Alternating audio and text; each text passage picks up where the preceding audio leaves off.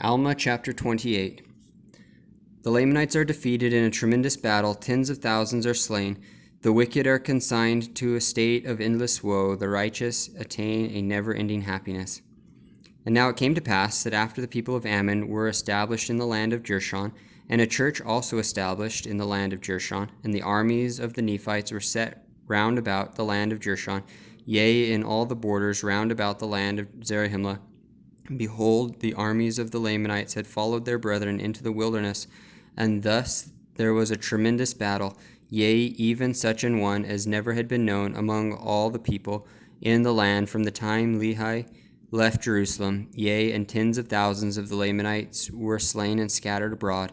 Yea, and also there was a tremendous slaughter among the people of Nephi. Nevertheless, the Lamanites were driven and scattered, and the people of Nephi returned again to their land. And now this was a time that there was a great mourning and lamentation heard throughout all the land among all the people of Nephi. Yea, the cry of widows mourning for their husbands, and also of fathers mourning for their sons, and the daughter for brother, yea, and brother for father. And thus the cry of mourning was heard among all of them, mourning for their kindred who had been slain. And now surely this was a sorrowful day, yea, a time of solemnity, and a time of much fasting and prayer. And thus ended the 15th year of the reign of the judges over the people of Nephi.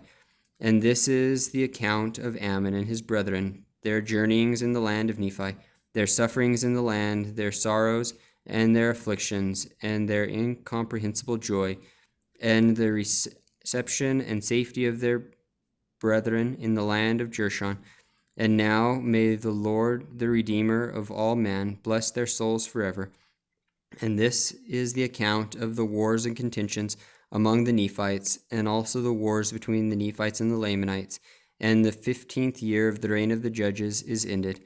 And from the first year to the 15th has brought to pass the destruction of many thousand lives. Yea, it has brought to pass an awful scene of bloodshed, and the bodies of many thousands are laid low in the earth, while the bodies of many thousands are moldering in heaps upon the face of the earth.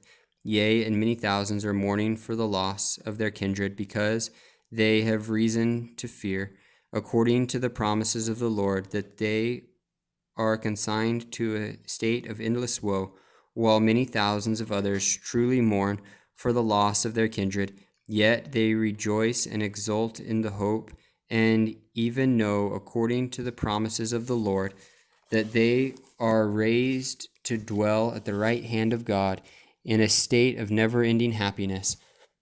And thus we see how great the inequality of man is because of sin and transgression, and the power of the devil, which comes by the cunning plans which he hath devised to ensnare the hearts of men. And thus we see the great call of diligence of men to labor in the vineyards of the Lord. And thus we see the great reason of sorrow, and also of rejoicing: sorrow because of death and destruction among men, and joy because of the light of Christ unto life.